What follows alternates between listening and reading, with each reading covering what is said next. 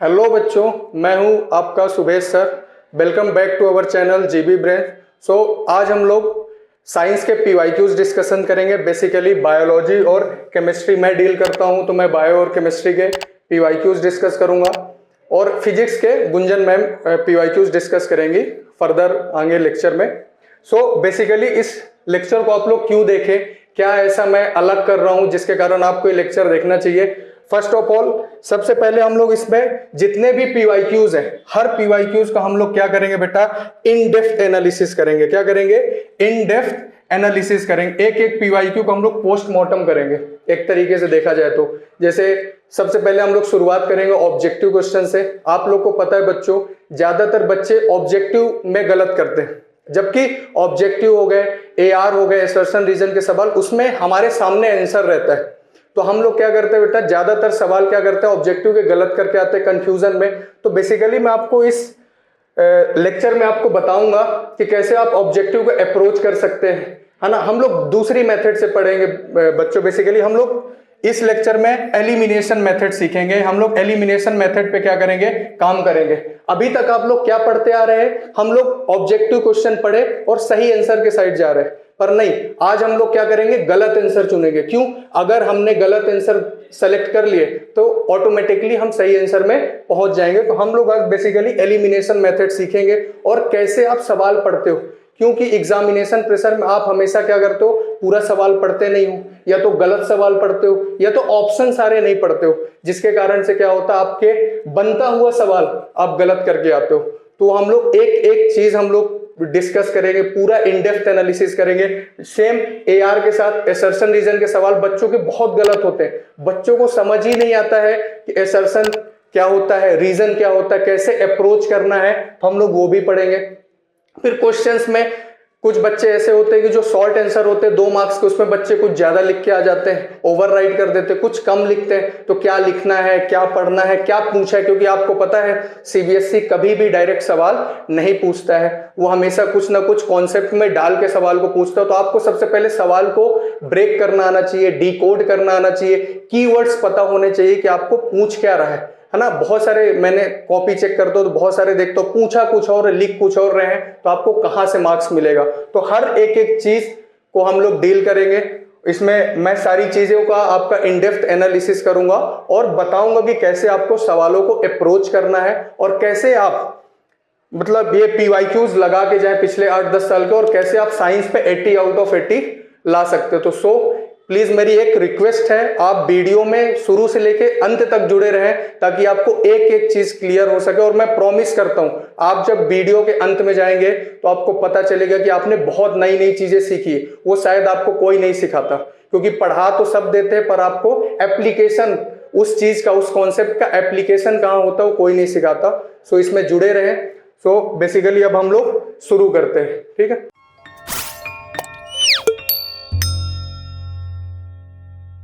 देखो, पहले objective type आपको पता है सीबीएसई में कितने बेटा, 16 से 17 क्या रहते हैं, ऑब्जेक्टिव रहते हैं, और 3 क्या रहते हैं बेटा, 3 से 4 एआर रहते हैं ना। बेसिकली आज हम लोग बायो और केमिस्ट्री के क्वेश्चन क्या करेंगे, डिस्कस करेंगे। पर 2-4 चीजें समझो आप लोग करने से पहले, ऑब्जेक्टिव करने से पहले। कभी भी जब आप लोग ऑब्जेक्टिव सॉल्व करो, सबसे पहले आपको क्या करना बेटा, क्वेश्चन को थारोली रीड करो, है ना। आप अपन क्या करते, क्वेश्चन रीड नहीं करते। तो सबसे पहला की पॉइंट याद रखो, हमेशा क्वेश्चन को क्या करो बेटा, एक बार नहीं 2 बार क्या करो, रीड करो, ठीक है ना। क्वेश्चन को थारोली रीड करो। सेकंड क्या करो, जब क्वेश्चन को पढ़ो तो कीवर्ड्स को अंडरलाइन करो। किसको बेटा, कीवर्ड्स को अंडरलाइन करो, ठीक है ना, कीवर्ड्स को अंडरलाइन करो, ठीक है। इसके बाद थर्ड क्या करो, हम लोग क्या करते हैं बेटा, बेसिकली क्या करते हैं, ऑब्जेक्टिव क्वेश्चन पढ़े, इसके बाद क्या करते हैं, सही ऑप्शन सेलेक्ट करते हैं। हम इसको बदल देंगे, हम क्या करेंगे बेटा, गलत ऑप्शन ढूंढेंगे। क्या ढूंढेंगे, गलत। क्यों? क्योंकि जो गलत है तुरंत एलिमिनेट हो जाएगा, तो सही तक तो हम लोग क्या करेंगे, पहुंच जाएंगे, ठीक है ना। तो अपन मेन बेसिकली ऑब्जेक्टिव में जो टेक्निक लगाने वाले हो, कौन सी बेटा, एलिमिनेशन टेक्निक। कौन सी, एलिमिनेशन टेक्निक। मतलब कि जो ऑप्शन गलत है उसको ढूंढ के हम लोग क्या करेंगे, एलिमिनेट करेंगे, ठीक है ना। तो अपन क्वेश्चन नंबर 1 से शुरू करते हैं, है ना। देखते जाना, इसको इरेज कर देता हूं। देखो बेटा ऐसा इरेज मैं कर सकता हूँ, है ना, इकट्ठा भी, पर ऐसे मजा आता है मेरे को। देखो समझो कैसे रीड करो। देखो जैसे क्वेश्चन नंबर पहला है ना, इसमें क्या है, इफ पी प्लांट, है ना, कैसे आपको करना, अंडरलाइन कीवर्ड्स को करना कैसे, पढ़ो पहले। If P plant with round and green seed, ये कीवर्ड्स है क्या बेटा, राउंड एंड ग्रीन सीड। तो जैसे ही आपने राउंड पढ़ा, आपके दिमाग में क्या आना चाहिए, जीनोटाइप आ जाना चाहिए। क्या है बेटा, कैपिटल आर और ग्रीन का क्या है, स्मॉल आर स्मॉल वाई, है ना। उसको हमने क्रॉस किया, किसके साथ किया बेटा, रिंकल्ड येलो के साथ। ये कीवर्ड्स है, इनको आपने अंडरलाइन कर लिया। आपको बार बार अब सवाल पढ़ने की जरूरत नहीं पड़ेगी, जो बेस्ट होता है ना टाइम, नहीं पड़ेगा, आपने कर लिया कि इसका क्रॉस हमने किसके साथ किया बेटा, राउंड ग्रीन का क्रॉस किसके साथ किया, रिंकल्ड येलो के साथ किया, ठीक है। तो जो सीड डेवलप होगा, सीधी सी बात है, मेल है फीमेल है, क्रॉसिंग करोगे तो क्या होगा बेटा, जाइगोट एम्ब्रियो सीड का डेवलपमेंट होगा। तो आपको क्या करना, जो प्लांट डेवलप हुए उसकी F1 जनरेशन बताना। कौन सी बताना बेटा, F1 जनरेशन बताना। कौन सी, F1 जनरेशन ना। अब लोग ध्यान से पढ़ते नहीं है, एग्जाम के प्रेशर में इसको क्या पढ़ लेते हैं, F2, क्या पढ़ लेते हैं, F2। और परसेंटेज किससे निकालना शुरू कर देते बेटा, 9:3:3:1 वाले से निकालना शुरू कर देते। क्या वो लगेगा क्या बेटा, ये 9:3:3:1 किसका रेशो है सर, F2 जनरेशन का। किसका है, F2 जनरेशन का है, जब अपन लोग क्या करते हैं, डाई हाइब्रिड क्रॉस करते हैं, है ना। अब ये 9:3:1 किसका रेशो है, फिनोटाइप की जीनोटाइप, सर फिनोटाइप का। हमसे क्या पूछ रहा है सर, F1 का पूछा है कि मान लो अगर मैंने राउंड और ग्रीन सीड को क्रॉस किया, किससे, रिंकल्ड और येलो सीड से, तो F1 में जो प्रोजेनी बनेगी वो क्या बनेगी, कितना परसेंटेज क्या बनेगा। तो ठीक है, कर लेते हैं सर, कर लेते हैं, ठीक है। तो किसको किसको क्रॉसिंग किया बेटा, ये देखो आपको बेनिफिट देखो, कीवर्ड्स अंडरलाइन कर लिया, तो आपको क्या अगली बार पूरा सवाल पढ़ने की जरूरत पड़ेगी क्या, नहीं, मेरे को समझ आ गई, ये है, इसको क्रॉस किया, F1 जनरेशन मेरे को बताना है। मैं क्या करूंगा, डायरेक्ट क्रॉस करूंगा, किसको sir, capital R small Y, इसको क्रॉस करना sir, small R capital Y से क्रॉस करना है, ठीक है। ये क्या है सर, राउंड, और स्मॉल वाई किसको कोड करता है, ग्रीन को। इसी प्रकार से ये क्या है, रिंकल्ड, ये क्या है बेटा, येलो। क्रॉस किया सर, पहले क्या बनेंगे, गैमेट्स बनेंगे। तो गैमेट्स कैसे बनेंगे, कैपिटल आर के कैपिटल आर ही बनेगा, स्मॉल वाई की स्मॉल वाई और स्मॉल वाई ही बनेगा। इसमें कैसे बनेगा बेटा, स्मॉल आर के स्मॉल आर, इसके कैपिटल वाई। जब भी क्रॉस करोगे तो क्या होगा बेटा, इस पेरेंट से कैपिटल आर और स्मॉल वाई जा सकते हैं, दो ही पॉसिबिलिटी है ना बेटा, या तो कैपिटल और स्मॉल, क्योंकि डाई हाइब्रिड क्रॉस है तो दो कैरेक्टर साथ में जाएंगे। तो फादर से क्या जा सकते बेटा, कैपिटल आर स्मॉल वाई, और मदर से क्या जा सकते हैं, स्मॉल आर कैपिटल वाई। अगर मैं आप इसको फादर मान लेता हूं, इसको क्या मान लेता हूं बेटा, मदर। तो ये जो आपकी जनरेशन बनी, ये कैसी जनरेशन बनी बेटा, F1 जनरेशन, ठीक है। अब F1 जनरेशन में जितने भी बनेंगे सारे के सारे प्लांट क्या बनेंगे, capital R small R capital Y वाले। कैपिटल आर क्या होता है बेटा, क्योंकि डोमिनेंट है ना, कैपिटल आर क्या है, राउंड, और कैपिटल वाई क्या है, येलो। मतलब कि F1 जनरेशन में 100% प्लांट कैसे बनेंगे, राउंड येलो कलर के। ऑप्शन दिया है क्या बेटा, क्या दिया है, 100% राउंड येलो कलर के बनेंगे, है ना। अब इसमें वैसे एलिमिनेशन लग नहीं रहा है, ठीक ना, लगा भी सकते हो वैसे, ठीक ना, अगर आपको रेशो भी पता आप लगा सकते हो, पर इसमें लग नहीं रहा। जनरली अपन को पता है कि F1 जनरेशन में 100% कैसे बनते, एक ही टाइप के पौधे क्या होते हैं, बनते हैं। 50% वाला तो ऑलरेडी एलिमिनेट हो जाएगा, 70% एलिमिनेट, 75 एलिमिनेट। अगर आपको ये पता है कि F1 जनरेशन में 100% सेम बनते, कैसे बनते बेटा, सेम, तो अगर 100% सेम बनते सर, मैं तो गलत ढूंढूंगा, ये तो 50% हो ही नहीं सकता, 75 हो ही नहीं सकता, 75 हो ही नहीं सकता, एलिमिनेट हो गए, सही आंसर तक पहुंच गए। ये है एलिमिनेशन बेटा, ठीक है। तो अपन को क्या ढूंढना है, गलत ढूंढना है, क्या ढूंढना है, गलत। तो ऑलरेडी आप क्या करोगे बेटा, सही में पहुंच जाओगे, ठीक है। तो इसका आंसर क्या होगा बेटा, ये, ठीक है। सेकेंड क्वेश्चन देखो, अब सेकेंड क्वेश्चन में क्या पूछा, the percentage of solar energy, underline करो, solar energy percentage which is not है, मतलब करेक्ट, इनकरेक्ट, इसको जरूर अंडरलाइन करो। इसमें बहुत सारे लोग को पता चल गया तो गलत करके आए, है ना। Not converted into food energy by the leaves of green plant in the terrestrial ecosystem about. अब इसमें क्या पूछ रहा है कि जो सनलाइट आती है, सनलाइट आई, पेड़ की लीव्स उसको क्या करेंगे, एब्जॉर्ब करेंगी, उसका कितना परसेंट, जितना उन्होंने एब्जॉर्ब किया उसका कितना परसेंट वो लोग किस में यूज करते बेटा, फोटोसिंथेसिस में, है ना।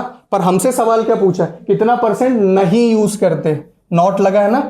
तो याद रखो, एक चीज याद रखो, देखो जितना भी रेडिएशन आता है ना, ये अपना सन है बेटा, क्या है, सन बना लो बेटा, ठीक है, सन है। इससे जितना भी रेडिएशन आता है ना, ये जो पेड़ है जितना भी रेडिएशन आता है, मान लो यहां प्लांट है, तो जो भी रेडिएशन आएगा 10% रेडिएशन, कितना परसेंट बेटा, 10% रेडिएशन, यहां से तो 100% आएगा, 10% रेडिएशन कौन एब्जॉर्व करता है, प्लांट। मतलब जितना भी सनलाइट है उसका 10% कौन एब्जॉर्व करता है, प्लांट। इसको हम लोग बोलते हैं बेटा पार, क्या बोलते हैं, पार बोलते हैं। पार बोले तो फोटो सिंथेटिकली एक्टिव रेडिएशन, मतलब वो रेडिएशन है बेटा जिसमें फोटोसिंथेसिस हो सकता है। अब इस जो 2 से 10% जो इसने एब्जॉर्ब की है, इसका भी कितना, मुश्किल से 1 से 2% पेड़ किस में यूज करता है बेटा, फोटोसिंथेसिस करने में। किस में यूज करता है, फोटोसिंथेसिस में। बाकी 99% यूज नहीं करता। तो आपसे सवाल क्या पूछता है, देखते हैं इसमें आपसे सवाल क्या पूछा है कि पेड़ जो सनलाइट से एनर्जी आती है कितना परसेंट यूज नहीं करता है, कितना परसेंट यूज नहीं करता बेटा, 99% यूज नहीं करता है। जिसको पता था वो क्या लगा, क्या है, 1%। क्यों, क्योंकि उन्होंने क्या नहीं पढ़ा, नॉट नहीं पढ़ा। समझ आया, इसलिए कीवर्ड्स को अंडरलाइन करना बहुत जरूरी है, ठीक है ना। आपने पढ़ा, आपको पता है, ये सिली मिस्टेक है, 1 नंबर मिलने वाला था, गलत हो गया, ठीक है।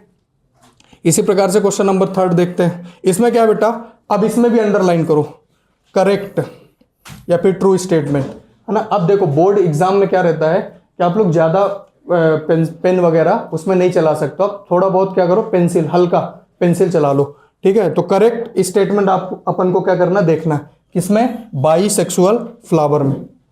दो चीजें मैंने अंडरलाइन की, ठीक है ना। तो अब अगर मेरे को बाइसेक्सुअल फ्लावर पता है, बाइसेक्सुअल फ्लावर क्या होता है बेटा, जिसमें मेल सेक्स भी होगा और क्या होगा बेटा, फीमेल सेक्स भी होगा, उसी को हम लोग क्या बोलते हैं, बाइसेक्सुअल। साथ में एक चीज और आपको पता होगा, सर आपने एक और चीज बताई थी कि बाइसेक्सुअल को हम लोग क्या बोलते हैं, मोनीशियस भी बोलते हैं। क्या बोलते हैं, मोनीशियस भी बोलते हैं, बोलते हैं कि नहीं। अब देखो मेरे को पता है सर, अगर मेल सेक्स भी है, फीमेल, तो मेल क्या होता है सर, मेल क्या होता है, मेल क्या होता है, स्टेमन, और फीमेल क्या होता है, पिस्टिल या फिर स्टिग्मा होता है, ठीक है। पेन चेंज करता है, मजा नहीं आ रहा। देखो ये फीमेल है, फीमेल क्या होता है बेटा, स्टिग्मा, और मेल क्या होता है बेटा, स्टेमन, ठीक है। देख लो जिसमें भी स्टिग्मा और स्टेमन होगा वही क्या होगा बेटा, आंसर। पहला पढ़ो, they possess both स्टेमन and pistil, सही लग रहा है ना। दे पोजेस आइदर स्टेमन और पिस्टिल, या तो स्टेमन या तो पिस्टिल, गलत। They exhibit either self pollination और क्रॉस पॉलिनेशन, सही है, क्रॉस भी कर सकता है, सेल्फ भी कर सकते हैं, ये भी सही लग रहा है। फिर they can not produce fruit on their own, नहीं, वो होगा तो फ्रूट तो क्या करेगा बेटा, सेक्सुअल रिप्रोडक्शन प्रोड्यूस तो करेगा, तो गलत। अब कौन सा सही है बेटा, पहला सही और तीसरा सही। अब देखो पहले और तीसरे के अलावा अगर कोई ऑप्शन होगा तो गलत हो गया, चौथा पूरा गलत, चौथा है गलत, है ना। पहला तो सही है पर पहले के साथ तीसरा भी सही है, तो पहुंच गए ना एलिमिनेट कर करके सही ऑप्शन पे। हमेशा क्या लगाओ, एलिमिनेशन मेथड, ऑप्शन को एलिमिनेट करने। अगर एक भी मेरे को पता है कि गलत है, समझो अगर मेरे को एक भी पता, मेरे को पता है चलो चौथा गलत है, तो जिस भी ऑप्शन में चौथा होगा मैं उसको तुरंत काट दूंगा कि नहीं सर चौथा दिखा गलत, चौथा दिखा गलत। अब ये दोनों ऑप्शन में से सही हो सकता है, तो मान लो अगर एक स्टेटमेंट मेरे को पता है दूसरा नहीं पता, तो मैं थोड़ा सा तुक्का मार सकता हूं, नहीं पता तो, है ना। जनरली क्या होता, बोथ वाले सही हो जाते हैं, ठीक है। आया समझ में, तो आगे मूव कर दे बेटा ना, दूसरा आ गया, ठीक है। अब इसमें आपसे क्या पूछा, a metal and a non metal, एक मेटल है और एक क्या है, नॉन मेटल। पहले तो ये अंडरलाइन करो, ये क्या है, एक मेटल है एक नॉन मेटल है, that exist in liquid state at room temperature. Room temperature पे कैसा रहता है बेटा, वो लिक्विड रहता है, ठीक है। ये देखो रूम टेम्परेचर पे लिक्विड रहता है। अब इसमें से अपन को बताना है कि कौन सा सही है कौन सा गलत। समझो सर, एक चीज तो मेरे को पता है, बचपन से मैं सीखा हूं कि मरकरी तो लिक्विड रहता है। दूसरा मेरे को पता हो चाहे ना हो, मरकरी तो मेरे को पता है। मैं वो ऑप्शन देखूंगा जिसमें मरकरी है। सर इसमें है और इसमें भी है, इसमें भी है और इसमें भी है, तो इधर तो मेरा सर ऐसा एलिमिनेशन फेल हो रहा है। अब मेरे को क्या है, दूसरा पता रहना जरूरी। क्यों? क्योंकि एग्जामिनर क्या है बेटा, वो भी साड़ा आदमी। ऐसा देख लिया कि मरकरी तो सब में दूंगा, बच्चे बचपन से जानते हैं। अब दूसरा एलिमेंट में देखूंगा।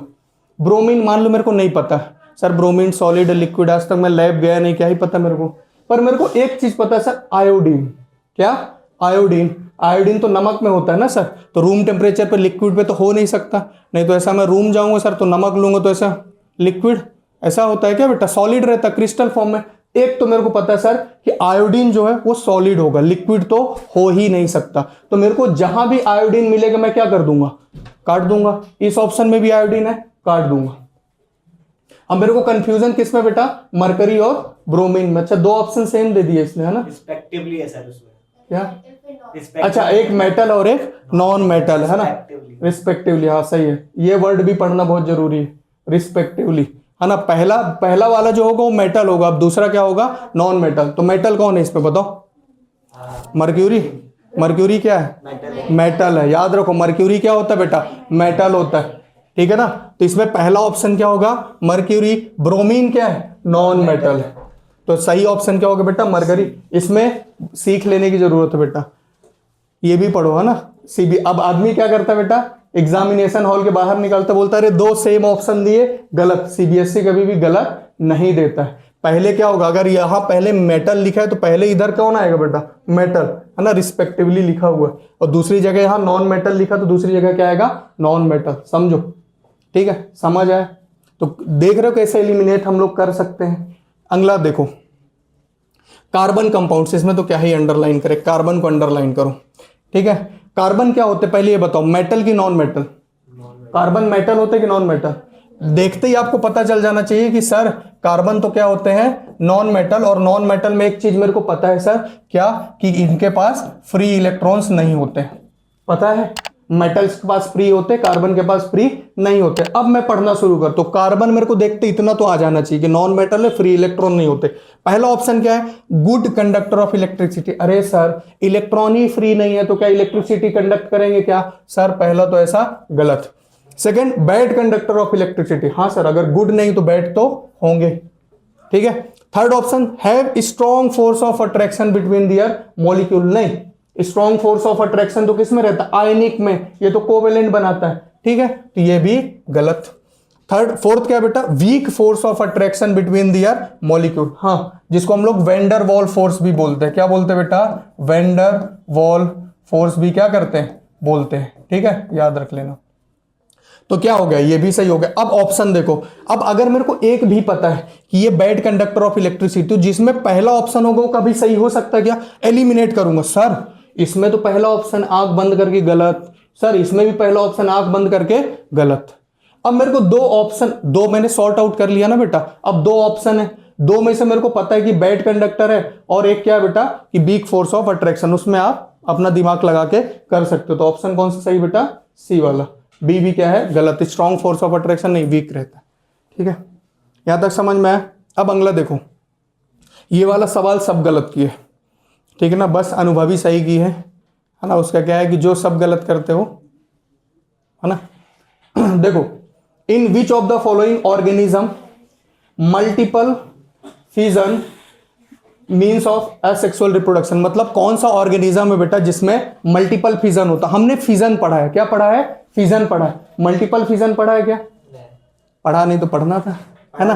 ठीक है, फिजन किस में होता है, इतना तो पता है सर, मेरे को पता है फिजन किस में होता है। किस में होता है सर, जो यूनिसेलुलर होते हैं। क्या होते हैं, यूनिसेलुलर। आपने बताया था सर, एक तो आपने बताया था सर अमीबा के बारे में, एक आपने बताया था सर पैरामीशियम के बारे में बताया था मेरे को। ये इनमें क्या होता है सर, फिजन होता है। पर इधर क्या फिजन पूछा, क्या मल्टीपल फिजन पूछा, मतलब एक सेल कई बार डिवाइड हो रही, एक सेल कई बार। अगर सिर्फ दो में डिवाइड हो रही तो सिंपल फिजन है, कई डिवाइड हो रही तो क्या है बेटा, मल्टीपल फिजन। तो याद रखो मल्टीपल फिजन का एग्जांपल क्या होता है, प्लाज्मोडियम। क्या होता है? प्लाज्मोडियम। एक चीज और याद रखो, अमीबा जो होता है जब स्ट्रेस कंडीशन होती, कैसी कंडीशन होती बेटा? स्ट्रेस। स्ट्रेस का मतलब क्या होता है? वो वाला स्ट्रेस नहीं जो हम लेते हैं। स्ट्रेस का मतलब बेटा अनफेवरेबल कंडीशन। कैसी कंडीशन? Unfavourable condition. तो ऐसे में क्या करता है बेटा, जो अमीबा होता है, अमीबा भी क्या करता है, जब भी स्ट्रेस कंडीशन होता है तो स्ट्रेस कंडीशन में अमीबा भी क्या करता है बेटा? मल्टीपल फिजन करता है। स्ट्रेस कंडीशन में अमीबा भी क्या करता है बेटा? मल्टीपल फिजन करता है। याद रखना, जनरली अगर आए तो प्लाज्मोडियम करता है बेटा। प्लाज्मोडियम क्या है? जो मलेरिया कॉज करता है ना बेटा, प्लाज्मोडियम एक प्रोटोजोआ है, मलेरिया कॉज करता है। तो वो मलेरिया जो प्लाज्मोडियम कॉज करेगा, प्लाज्मोडियम मच्छर क्या चाहेगा कि ज्यादा से ज्यादा उसके क्या हो बेटा? वायरस मतलब हमारे बॉडी में चले जाए, प्रोटोजोआ हमारी बॉडी में चले जाए, तो क्या करेगा? एक से दो बनाएगा, दो से चार, चार से छह, ऐसे बनाएगा कि मल्टीपल फिजन करेगा, है ना, बहुत सारी डिवीजन करेगा ना, ताकि वो क्या करे? हमारी पूरी बॉडी को, है ना, इन्फेक्ट कर दे। तो वैसे जब भी स्ट्रेस कंडीशन होती है तो उसमें अमीबा भी क्या करता? Multiple fission. तो एक सिंपल फिजन, एक मल्टीपल फिजन, याद रहेगा। तो सिंपल फिजन कौन करता है? Amoeba paramecium. Multiple Plasmodium. और स्ट्रेस कंडीशन में अमीबा भी क्या करती है? मल्टीपल फिजन करती है, याद रखो। अब अगला सब गलत किए, ज्यादातर लोग गलत किए। आइडेंटिफाई द फूड चेन, है ना, समझो, in which the second trophic level क्या है बेटा? मिसिंग। तो इसमें सेकेंड ट्रॉपिक लेवल को क्या है? मिसिंग है। अब समझो, पहला ऑप्शन क्या दिया है? Grass, goat and lion. बनाते हैं। पहला ऑप्शन क्या दिया है सर? ग्रास है। ग्रास को कौन खाएगा? गोट। सर गोट को कौन खाएगा? लॉयन। सर ये T1 ट्रॉपिक लेवल है, ये T2 और ये T3। क्या इसमें सेकेंड ट्रॉपिक लेवल मिसिंग है क्या बेटा? तो ये ऑप्शन हो सकता है क्या? नहीं। सेकेंड देखो, सेकेंड ऑप्शन क्या है बेटा आपका? जू प्लैंक्टन, फाइटोप्लैंक्टन, स्मॉल फिश और लार्ज फिश। पढ़ाया था ओशन इकोसिस्टम में क्या होता है सर? माइक्रोस्कोपिक ऑर्गेनिज्म होते हैं। कौन? फाइटोप्लैंक्टन, है ना, प्लांट जैसे होते हैं, है ना, माइक्रोस्कोपिक। इनको खाने वाला कौन होता है बेटा? जू प्लैंक्टन होता है ना। जू प्लैंक्टन माइक्रोस्कोपिक ऑर्गेनिज्म है, माइक्रोस्कोपिक प्लांट लाइक ऑर्गेनिज्म होते हैं। ये एनिमल लाइक ऑर्गेनिज्म है जिनको माइक्रोस्कोपिक रहते हैं ना। इनको कौन खाएगा बेटा? Small fish. और इनको कौन खाएगा? लार्ज फिश, है ना। ये सर T1, ये T2, ये T3, ये T4। क्या T2 मिसिंग है क्या बेटा? नहीं। तो ये भी ऑप्शन नहीं होगा। थर्ड ऑप्शन क्या दिया है सर? टाइगर, ग्रास, स्नेक और फ्रॉग। ठीक है, क्या दिया सर? थर्ड ऑप्शन दिया सर ग्रास है ना, और क्या दिया था? फ्रॉग। चलो ग्रास को सर मान लो फ्रॉग खा लिया। अब फ्रॉग को कौन खाएगा? मान लो स्नेक खा लिया। क्या स्नेक को टाइगर खाएगा क्या बेटा? है, मतलब ये क्या है? इसका T2 ट्रॉपिक लेवल क्या है बेटा? मिसिंग है। एक्चुअली में क्या होना चाहिए कि स्नेक जो है ना इधर एग्जिस्ट ही नहीं करेगा। ये फूड चेन प्रॉपर बनी ही नहीं। क्यों? क्योंकि इसमें ट्रॉपिक लेवल प्रॉपर दिया ही नहीं। क्यों? ये तो दिया है, इसको खाने वाला ये दिया है, ठीक ना, और इनको खाने वाला कोई दिया है क्या बेटा? कि अब फ्रॉग को क्या टाइगर खाएगा? अगर स्नेक फ्रॉग को खा लिया तो क्या स्नेक को टाइगर खाएगा? नहीं। तो क्या ये कंप्लीट फूड चेन है क्या बेटा? ये फूड चेन ही प्रॉपर नहीं। अगर फूड चेन ही प्रॉपर नहीं तो क्या प्रॉपर ट्रॉपिक लेवल होंगे क्या बेटा? नहीं। तो ये वाला ऑप्शन क्या हो जाएगा? गलत। चौथा भी देख लेते हैं। चौथे में क्या दिया है? ग्रास ओपर, ग्रास ओपर, फिर ग्रास, स्नेक, फ्रॉग, ईगल। तो ग्रास को कौन खाएगा? ग्रास ओपर। ग्रास ओपर को कौन खाएगा? फ्रॉग। फ्रॉग को कौन खाएगा? स्नेक। स्नेक को कौन खाएगा? ईगल। ये प्रॉपर। तो इन तीनों ऑप्शन में प्रॉपर फूड चेन दी है। क्या थर्ड ऑप्शन में दी है क्या बेटा? तो थर्ड ऑप्शन क्या होगा? गलत। ठीक है ना, जिसमें सेकंड ट्रॉपिक पता ही नहीं है कौन किस ट्रॉपिक लेवल में। फ्रॉग ज्यादा ट्रॉपिक लेवल में भी हो सकता है, स्नेक कम ट्रॉपिक लेवल पे भी हो सकता है। तो हमको आइडिया नहीं है ना, क्योंकि उस पर क्लियर नहीं दिया ना बेटा कि स्नेक कहां होगा और टाइगर कहां होगा। ठीक है, कर लोगे।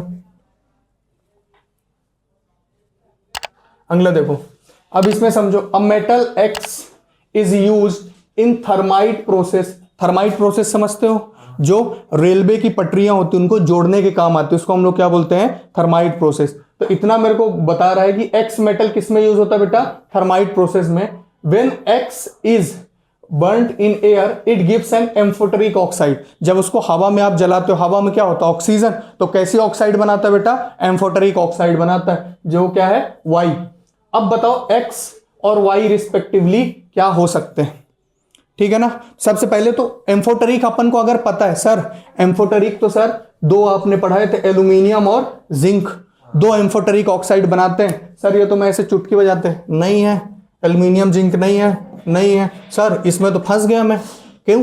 सर एल्यूमिनियम है और सर ऑक्साइड भी बन रहा है, पर अपन ने पढ़ा है ना बेटा, एल्यूमिनियम कौन सी ऑक्साइड बनाता है? Al2O3। क्या Al3O4 बनाता है क्या बेटा? नहीं। एल्यूमिनियम कैसी बनाता है? Aluminium oxide. तो ऑप्शन कौन सा सही होगा? ये है ना। आप मैक्सिमम क्वेश्चन में, ये तो टफ है फिर भी थोड़ा सा, मैक्सिमम क्वेश्चन में आप एलिमिनेट दो तो कर ही पा रहे हो, दो तो कर दे रहे हो, पर इजी सवाल आते हैं उसमें आप 3 के 3 एलिमिनेट कर दोगे, है ना बेटा। कुछ लोग ऐसे होते हैं 4 के 4 एलिमिनेट कर देते हैं तो ऐसा भी नहीं करना है, 3 ही एलिमिनेट करने हैं अपन को। समझ आए?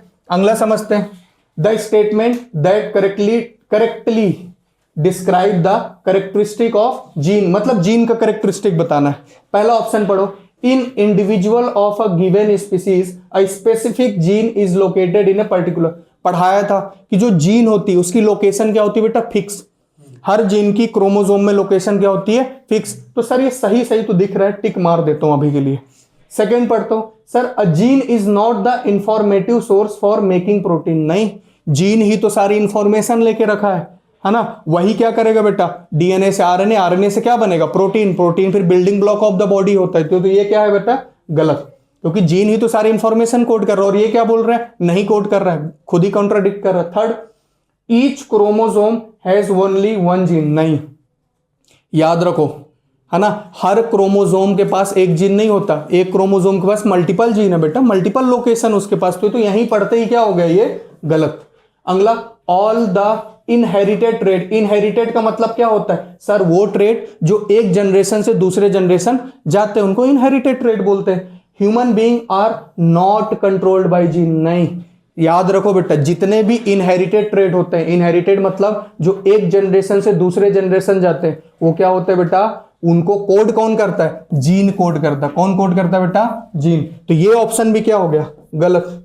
बहुत सारे गधेड़े लोग बेटा ये चौथा ऑप्शन लगा के आए थे। पहला ऑप्शन सही है। क्या है? पहला ऑप्शन सही है। ठीक है, तो एलिमिनेट कर लिए कि नहीं? तो पहले गलत देखो। और एक चीज है, ओवर एक्साइटमेंट नहीं, है ना। पता चला सर पहला सही, मैं 3 पढ़ूंगी नहीं, है ना। मेरे तो ऐसा ईगो के खिलाफ है सर, पहला मिल गया ना, अब क्यों पढ़ो? ऐसा नहीं करना। अगला देखो, इसमें हम लोग को क्या बनानी बेटा? होमोलोगस सीरीज देखनी। कौन सा होमोलोगस सीरीज बना रहा है? तो सर होमोलोगस सीरीज देखते ही मेरे को 2 चीजें याद आनी चाहिए। पहली, सर फंक्शनल ग्रुप क्या होगा? सेम होगा। फंक्शनल ग्रुप क्या होगा बेटा? सेम होगा। दूसरा, सर फंक्शनल ग्रुप अगर है नहीं हो अलग बात, अगर होगा तो सेम होगा। दूसरा सर CH2 का क्या होगा सर? डिफरेंस होगा। किसका किसका होगा? CH2 का डिफरेंस होगा। अब मैं ऑप्शन देखना शुरू करता हूं। सर पहला CH4 है, दूसरा क्या है सर? C2H6। डिफरेंस होना चाहिए CH2 का, है कि नहीं? सर कार्बन 2 हो गया, हाइड्रोजन 6 हो गया, है सर। थर्ड देखो C3H8, यहां गड़बड़ हो गया सर। गड़बड़ हो गया कि सही है? सही है। क्यों? क्योंकि यहां क्या हो गया बेटा? यहां भी CH2 का ही डिफरेंस है, कार्बन 3 हो गया और हाइड्रोजन 8। तो पहला तो सर मेरे को सही लग रहा है, पर मैं सर, है ना, चारों ऑप्शन देखूंगा, है ना सर। क्या CBSE का भरोसा नहीं बेटा। अब इधर देखा सर CH4 यहां तो सही है। अगला C2H4, सर C2 तो सही है, पर क्या H चेंज हो रहा है क्या बेटा? तो H यहां क्या होना चाहिए था? 6 है, कितना? 4। तो यहां जैसे मेरे को गलत दिखा ये ऑप्शन तो होगा नहीं, क्योंकि हमको क्या पढ़ाया गया है? CH2 का डिफरेंस होना चाहिए। ठीक है ना। अब अगला देखो सर CH4 तो सही है, ये भी सही सर, CH2 का डिफरेंस है, C2H6 हो रहा है। अगला देखता हूं सर C2H4 घट रहा है सर, घटता है क्या बेटा? नहीं, CH2 बढ़ते जाता है, ये भी गलत हो गया सर। इधर देखो C2H6 से ही शुरू हो रहा है, अब ये C3H6 है, यहां भी नहीं बढ़ा, तो ये भी क्या है? गलत। तो होमोलोगस सीरीज याद रखो, अगर फंक्शनल ग्रुप है तो क्या होगा? सेम होगा पूरी सीरीज में। और दूसरा CH2 का क्या करते जाना बेटा? ऐड करते जाओ, निकालते जाओ। CH2 ऐड करो, अगला होमोलोगस बना, फिर ऐड करो, अगला बना, फिर ऐड करो, अगला बना। समझ गए? ये होती होमोलोगस सीरीज। अगला देखो, the number of electron in the outermost shell of non metal. Non metal के आउटर मोस्ट सेल में कितने इलेक्ट्रॉन मैक्सिमम हो सकते हैं बेटा? या तो 5, या तो 6, या तो 7। 8 होगा क्या? नहीं, अगर 8 हो गया तो वो क्या हो जाएंगी बेटा? नोबेल गैसेस हो जाएंगी। क्या हो जाएंगी? Noble gases. अगर मैं सवाल को उल्टा करूं कि सर मेटल के बैलेंस शेल में कितने इलेक्ट्रॉन हो सकते हैं? तो सर या तो 1 हो सकता है, या तो 2 हो सकता है, या 3 हो सकता है। 4 होंगे क्या? नहीं होंगे। आए समझ में? याद रखो मेटल के बैलेंस, जैसे सोडियम, सोडियम के बैलेंस शेल में कितने इलेक्ट्रॉन? 1। मैग्नीशियम के 2, एल्यूमिनियम के 3। ऐसे नॉन मेटल होते हैं उनके भी क्या होते हैं बेटा? या तो 5 होंगे, या तो 6 होंगे, या तो 7। 8 नहीं होगा, 8 मत करके आ जाना। 8 हो जाएगा तो नोबल गैसेज हो जाएंगे, जैसे हीलियम, एर्गोन, है ना, नियोन, ये सब नोबल गैसेज हो जाएंगे, उनका ऑक्टेट पूरा रहता है। तो क्या ऑप्शन होगा बेटा? 5 6 7 की 5 6 8? 5 6 7। अगला सवाल क्या है? The total number of electron shared in the formation of ethyne है। क्या है ये? इथाइन है ना, इथाइन मॉलिक्यूल। मतलब इथाइन देखते ही आपको एक चीज समझ आना चाहिए, सर इथाइन आइन है। आइन मतलब ट्रिपल बॉन्ड। क्यों? एन का मतलब क्या होता है बेटा? Single bond. इन का मतलब क्या होता है? Double bond. और आइन का मतलब क्या होता है? Triple bond. तो हमको किसका स्ट्रक्चर बनाना है बेटा? इथाइन। और क्या बोला? इथाइन में कितने इलेक्ट्रॉन की शेयरिंग हो रही? तो इथाइन का क्या होता है बेटा? C single bond H, triple bond C, single bond H, यही होता है इथाइन। अब इसमें कितने इलेक्ट्रॉन की शेयरिंग हो रही? सर हाइड्रोजन के साथ 2 इलेक्ट्रॉन, एक कार्बन का, एक हाइड्रोजन। कोवेलेंट बॉन्ड, ये सारी कौन सी बॉन्ड है बेटा? कोवेलेंट। अगर कोवेलेंट बॉन्ड बन रही तो म्यूचुअल शेयरिंग होगी कि नहीं? होगी ना। तो सर कार्बन हाइड्रोजन के बीच इधर 2 इलेक्ट्रॉन की शेयरिंग है, इधर भी सर 2 इलेक्ट्रॉन की शेयरिंग है। टोटल कितने हो गए? 4। और इनके बीच में कितने की है सर? 2 3 4 5 6। तो टोटल कितने इलेक्ट्रॉन की शेयरिंग हो रही है? 10 इलेक्ट्रॉन। कितने की हो रही है बेटा? 10 इलेक्ट्रॉन की शेयरिंग हो रही है। ऑप्शन दिया है क्या? 10 अगले में दिया होगा। ये देखो कितने की हो रही है बेटा? 10 इलेक्ट्रॉन की शेयरिंग हो रही। अगला सवाल पढ़ते हैं। Plant which bear unisexual flower. जैसे आप यूनिसेक्सुअल पढ़ो तो साथ में आपको क्या याद आना चाहिए? डायोसियस भी याद आना चाहिए। क्या आना चाहिए? डायोसियस। तो यूनिसेक्सुअल फ्लावर इनमें से कौन कौन से? मैं शायद आपको बताया था एग्जाम्पल के लिए कि मैं बोला था मोनीशियस और डायोसियस पढ़ना तो एग्जाम्पल ही पढ़ना, एग्जाम्पल पूछता है, समझो इसमें। तो कुछ मेरे को पता है क्या? हाँ सर, कुछ मेरे को यूनिसेक्सुअल के बारे में पता है ना। यूनिसेक्सुअल फ्लावर कौन से होते हैं मेरे को पता है। एक तो सर मेरे को पता है पपाया, है ना। एक तो मेरे को पता है सर कुकुम्बर, पता है कि नहीं? लिखा है तो ना। एक क्या है सर? कोकोनट भी होता है। ऐसे कुछ मेरे को पता है सर। दूसरा सर बाइसेक्सुअल के बारे में भी कुछ कुछ पता है मेरे को सर। जैसे गुड़हल का फूल लगा रहता है ना, जिसको हम लोग हिबिस्कस बोलते हैं। क्या बोलते हैं बेटा? हिबिस्कस। तो वो कैसा? बाइसेक्सुअल है। बोले तो मोनीशियस है। कैसा बेटा? मोनीशियस। ठीक है। लिली होता है, ठीक है। तो ये सब मस्टर्ड होता है, ये सब क्या होता है बेटा? बाइसेक्सुअल फ्लावर होते हैं। मोनोसेक्सुअल में एक आपका वाटरमेलन होता है ना। ये सब क्या है बेटा? यूनिसेक्सुअल फ्लावर है। अब मैं इतना अगर मेरे को पता, मैं एलिमिनेट करूंगा। इतना तो सबको पता रहता है बेटा कि हिबिस्कस जो है बाइसेक्सुअल है। हिबिस्कस क्या है? बाइसेक्सुअल। तो मैं पहले ये देखूंगा सर, मेरे को ये पता है कि हिबिस्कस बाइसेक्सुअल है, दोनों सेक्स है। हिबिस्कस किसमें किसमें? सर इसमें है और इसमें। ये तो होगा ही नहीं, क्योंकि हिबिस्कस तो बाइसेक्सुअल है। पूछा क्या है? यूनिसेक्सुअल। तो 2 तो एलिमिनेट हो गए, अब बचे 2। अब सर पपाया, थोड़ा थोड़ा ऐसा लग रहा है सर कि कहीं पढ़ा हूं कि यूनिसेक्सुअल है। तो पपाया पपाया, तो इसमें भी अब मेरे को डिफरेंशिएट करना पड़ेगा। अगर नहीं याद एग्जांपल तो फिर तुक्का मारोगे, है ना। क्योंकि मस्टर्ड कैसा होता है बेटा? बाइसेक्सुअल होता है। और वाटरमेलन कैसा होता है? यूनिसेक्सुअल होता है ना। तो इसको लिख दिया, कुछ एग्जाम्पल कुछ आपके बुक में दिए हैं, लिख लेना। इनसे एग्जाम्पल के क्या है सवाल आते हैं। पिछले साल पूछा था पपाया वाला, यही सवाल था ना। अगला देखो, अब इस सवाल को 14 नंबर को ध्यान से पढ़ो। क्या बोल रहा है? When an X bearing sperm fertilize the egg. मतलब कि स्पर्म से क्या आ रहा है? X chromosome. स्पर्म से क्या आ रहा है? X chromosome. ठीक है ना। क्यों? क्योंकि मेल के पास क्या रहता है बेटा? या तो एक्स है या तो वाई है। तो पर आ क्या रहा है? एक्स। किसके पास? एग के पास। तो एग में क्या है बेटा? फीमेल से आएगा एग। तो फीमेल के पास तो एक्स और एक्स रहता है। तो मतलब अगर मेल से एक्स आ रहा है तो फीमेल से तो पक्का ही एक्स आना है, क्योंकि दोनों एक्स रहते हैं। तो बच्चे में क्या होगा बेटा? 44 प्लस एक्स, एक्स होगा। 44 तो सेम ही रहेंगे, ऑटोजोम है। और बाकी अगर मेल से एक्स, इसीलिए क्या बोला जाता है? फादर क्या डिटरमाइन करता? सेक्स, है ना, कि चाइल्ड में कौन सा सेक्स होगा। क्यों? अगर एक्स गया तो पक्का फीमेल होगी, अगर वाई गया मेल से तो पक्का मेल ही होगा। ठीक है। अगला सवाल देखो, ये 3-4 कर लेते फिर ब्रेक लेंगे, है ना। AR तक कर लेते फिर ब्रेक लेंगे। अगला देखो, study the following chemical reaction. क्या दिया है, सोडियम वाटर, इससे रिएक्ट करा है, क्या बना, सोडियम हाइड्रोक्साइड और हाइड्रोजन गैस क्या हो गई, निकल गई। अब इसमें मेरे से पूछ क्या रहा है, इनमें से रिड्यूसिंग एजेंट क्या है, तो रिड्यूसिंग एजेंट सुनते ही क्या याद आना चाहिए मेरे को, सर रिड्यूसिंग एजेंट तो वो होते हैं जो क्या कराते हैं, खुद का क्या कराएंगे, दूसरों का क्या कराएंगे, जो लिखा रहता है बेटा वो दूसरों का कराते हैं, यही है ना।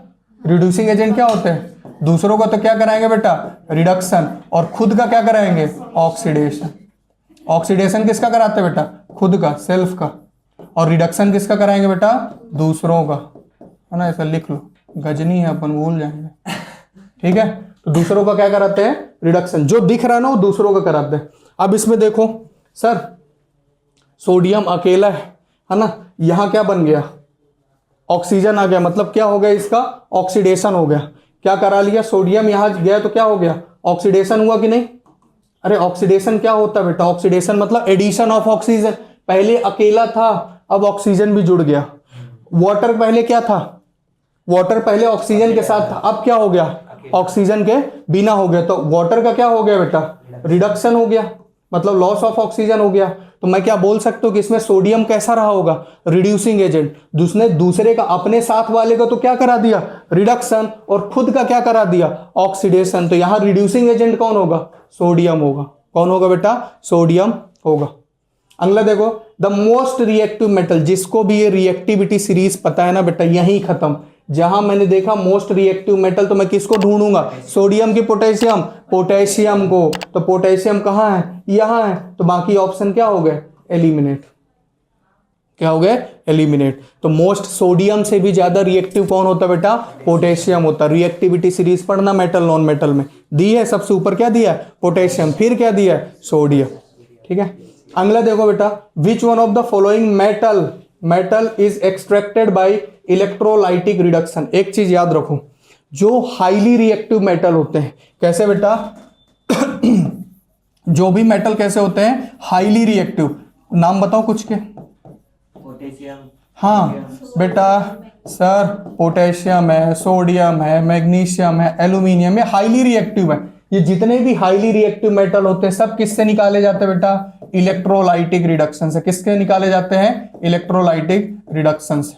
अब बोलोगे सर इसी बहाने इलेक्ट्रोलाइटिक भी थोड़ा सा समझा दो। इलेक्ट्रोलाइटिक में होता क्या है बेटा, इलेक्ट्रोलिसिस होता है। हम क्या करते हैं बेटा, ऐसा बीकर लेते हैं, एक हम इलेक्ट्रोड, दो इलेक्ट्रोड लगाएंगे, एक तो क्या होता है बेटा, कैथोड। याद रखो कैथोड कैसा होता है, उल्टा होता है ना। कैथोड क्या है, नेगेटिव, और एनोड क्या होता है, पॉजिटिव। तो सोडियम कहां इकट्ठा हो जाएगा बेटा, कैथोड पे, और क्लोरीन कहां इकट्ठा होगा, एनोड पे। नेगेटिव है तो कहां इकट्ठा होगा, पॉजिटिव पे, और सोडियम कहां इकट्ठा होगा, कैथोड पे। याद रखो इलेक्ट्रोलाइटिक रिफाइनिंग यही होती है, पूरा का पूरा सोडियम यहां इकट्ठा हो जाएगा और क्लोरीन गैस बन के यहां इकट्ठी हो जाएगी। आया समझ में। तो इलेक्ट्रोलाइटिक रिडक्शन हमेशा किसका होता है बेटा, जो हाईली रिएक्टिव मेटल्स होते हैं, ठीक है। तो इसमें कौन सा है बेटा, आयरन है क्या, जिंक है क्या, कॉपर है क्या, ये रिएक्टिविटी में नीचे आते, क्या होगा, एल्यूमिनियम, क्या होगा, एल्यूमिनियम। ठीक है बेटा, तो हम लोग अब शुरू करते हैं असर्शन एंड रीजन के क्वेश्चन। देखो क्वेश्चन करने से पहले अप्रोच समझो कैसे किए जाते हैं, ठीक है। एआर के सवाल कैसे किए जाते हैं बेटा, जब भी असर्शन को पढ़ो तो रीजन को क्या करो बेटा, भूल जाओ, और जब भी रीजन को पढ़ो तो असर्शन को क्या करो, भूल जाओ, ठीक है ना। असर्शन को पढ़ो तो रीजन ऐसा समझो कि एग्जिस्ट ही नहीं करता, और रीजन को पढ़ो तो असर्शन को भूल जाओ। अगर आपने असर्शन को पढ़ा और वो सही निकला, ठीक है, फिर इसके बाद कहां जाओ बेटा, रीजन के पास। मान लो रीजन को पढ़ा, असर्शन को भूल गए, रीजन भी सही निकला, तो फिर क्या करोगे बेटा, असर्शन भी सही, रीजन भी सही, तो अब क्या करोगे, दोनों स्टेटमेंट को मिला के पढ़ो, है ना, बीच में ऐसा बिकॉज लगा दो और मिला के पढ़ो। अगर आपको सही लगता है तब क्या होगा बेटा, ऑप्शन नंबर पहला कि ए भी सही, आर भी सही, और आर क्या कर रहा है बेटा, करेक्ट एक्सप्लेन कर रहा है। अगर मान लो असर्शन सही है, रीजन सही है, पर आप मिला के पढ़ रहे हो तो सही नहीं बैठ रहा है, तो उसको क्या बोलेंगे बेटा, ऑप्शन बी आएगा, ए सही, आर सही, पर रीजन करेक्ट एक्सप्लेन नहीं कर रहा। फिर तीसरा और चौथा ऑप्शन तो सबसे आसान होते हैं। सी में असर्शन गलत होगा तो रीजन सही होगा, डी में रीजन गलत है तो असर्शन सही है, अपन अप्लाई करते हैं, ठीक है। पहले असर्शन, क्वेश्चन नंबर 18 देखो, असर्शन पढ़ते हैं।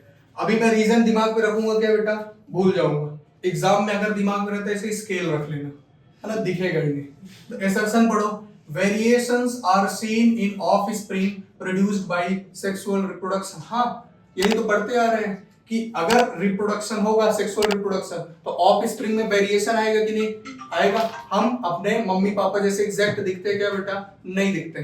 क्यों? क्योंकि क्या हो रहा है? सेक्सुअल रिप्रोडक्शन, तो उसमें वेरिएशन आ रहा है। क्यों सर? 50% एलील्स, 50% क्रोमोसोम तो मदर से है, 50% फादर से, इसीलिए हम दोनों जैसा दिखते हैं, है ना। जब ऐसा बच्चे का बर्थ होता बोलते हैं ना, नाक तो पापा जैसी दिख रही, आंख तो मम्मी जैसी दिख रही, और बाल तो पता नहीं किसके जैसे दिख रहे, है ना। तो अब एसर्शन क्या है बेटा अपना? सही। रीजन देखते हैं। अब एसर्शन के ऊपर स्केल रख लो बेटा, अब रीजन को देखते हैं। रीजन क्या है? DNA copying in a reproducing cell is not completely accurate. हाँ, जब डीएनए की कॉपी होती है क्या एक्यूरेटली होती है क्या बेटा? नहीं। अगर एक्यूरेटली होती तो हम हूबहू एकदम मदर और फादर जैसे दिखते। तो ये भी क्या बोल रहा है? सही बोल रहा है, ये भी करेक्ट। अब स्केल हटा दो, स्केल क्या कर दो? हटा दो।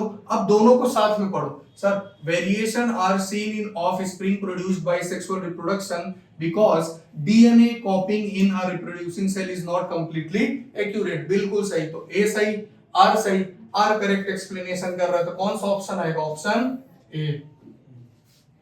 19वां देखो, एसर्शन पढ़े, स्केल रख दो बेटा, रीजन में स्केल रख दो। एसर्शन पढ़ो, the amount of ozone in the atmosphere began to drop sharply in the 1980s। 1980s में ओजोन का जो कंसंट्रेशन है वो क्या करने लगा था बेटा? ड्रॉप, क्योंकि डिप्लीशन होने लगा था क्लोरोफ्लोरोकार्बन की वजह से। सही बोल रहा है, स्केल रख दो।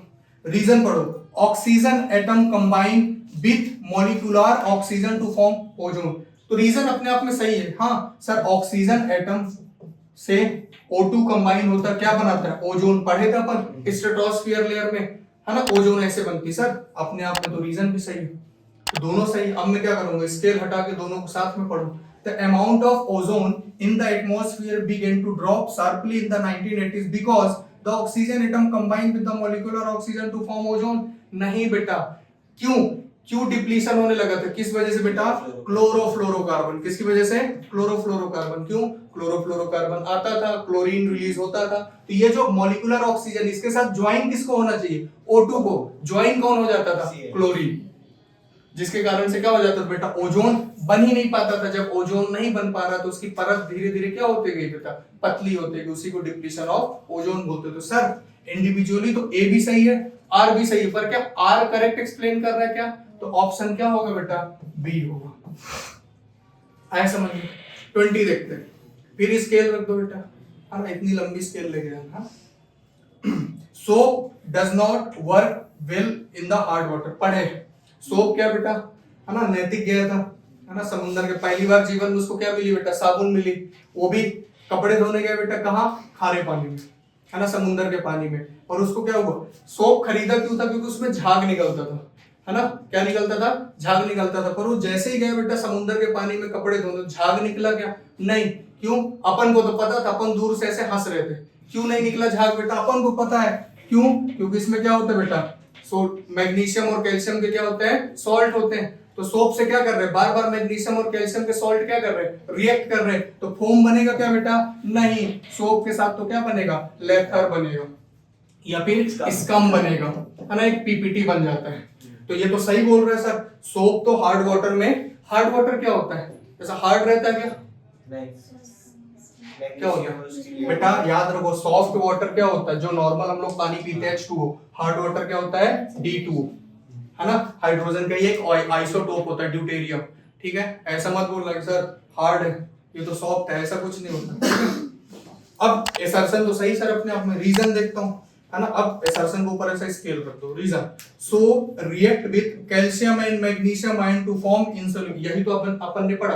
क्यों नहीं बन रहा है इस वो झाग? क्यों नहीं बन रहा? क्यों? क्योंकि जो हार्ड वाटर में मैग्नीशियम और कैल्शियम के सॉल्ट है वो सोप के साथ रिएक्ट करते हैं, क्योंकि सोप में भी तो क्या रहता है बेटा? सोडियम रहता है। रिएक्ट कर करके क्या बना देते हैं? स्कम। तो झाग बनने का मौका ही नहीं मिलता। इसी कारण से क्या हो गया बेटा? नैतिक क्या हो गया? बैंकरप्ट हो गया, दिवालिया घोषित हो गया। इतनी साबुन खरीद लिया पर किसी में झाग निकला क्या बेटा? नहीं। साबुन खत्म हो गई पर झाग नहीं बना। ये क्या हो गया बेटा? इसमें भी ए सही, बी सही और आर क्या है? करेक्ट एक्सप्लेन कर रहे, तो इसमें भी क्या होगा? ऑप्शन ए सही होगा। ठीक है, अब आगे हम लोग क्या करते हैं, क्वेश्चन आंसर। ये सारे आपके ऑब्जेक्टिव और असर्शन रीजन हो गए, तो ऐसे अप्रोच करना है। समझ गए? आया समझ में? चलो आगे शॉर्ट आंसर